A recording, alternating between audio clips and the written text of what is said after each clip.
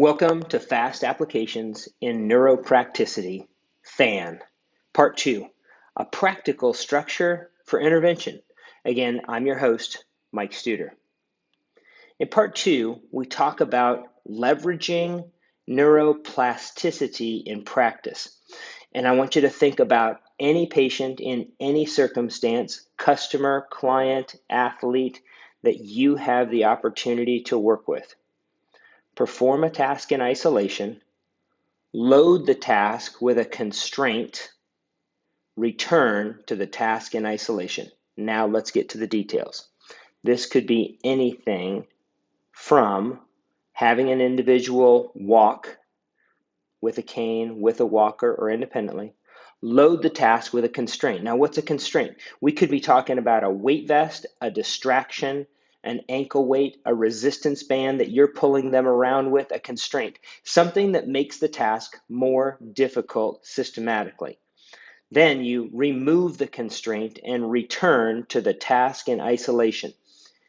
Neuroplasticity, the body's ability to interact with the brain and return back and rebound from dealing with the duress of that constraint, will very classically give both you and the learner a very healthy experience where they feel that they have hope to continue to improve.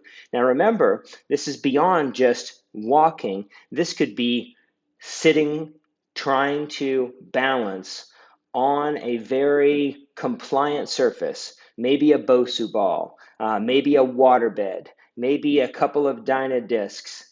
Okay, perform the task in isolation. Load the task with a constraint. Have them attempt to keep that same sitting balance while they're also dressing themselves. Return to the task in isolation. This could come in the form of a baseball player who performs a task in isolation, hit a 95-mile-an-hour fastball, load the task with a constraint, ramp that speed up to 103-mile-an-hour pitches for the next 8 pitches in a row, return back to 95, 95 feels easy. That's what I'm talking about, people, and that will help no matter whether we're talking about pole vault, high jump, learning how to drive, dressing yourself again for the very first time. This will work for a number of different tasks and across different diagnoses. The takeaway: our movement system can respond favorably and rebound after a temporary load is delivered and then removed.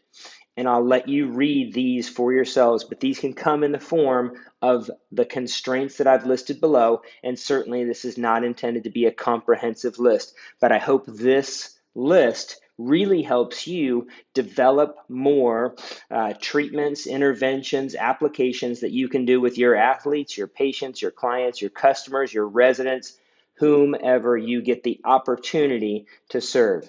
All right, I want to thank you again for watching. Follow future fan episodes, Instagram at Mike Studer DPT, YouTube, Brain and Body Rehabilitation. Thank you again, and I appreciate your attendance.